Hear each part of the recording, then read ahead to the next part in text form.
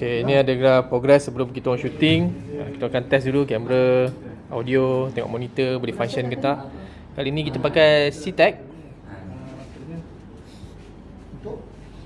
wireless Holy Land. Okay bang, ini untuk fokus pula bang. Ya betul bang. Okay, mantap.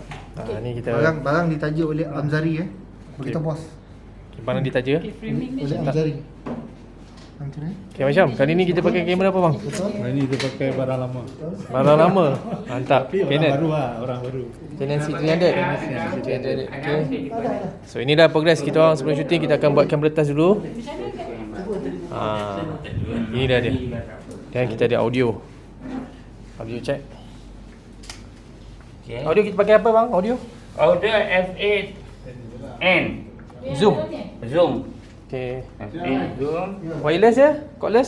Correct and sensitizer. Sensitizer. 4 set. Power.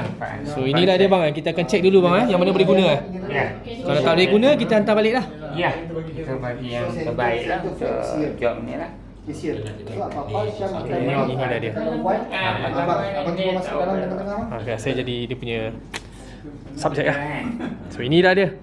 Sebelum kita orang shooting, kita akan test dulu. Ada lagi video di seterusnya.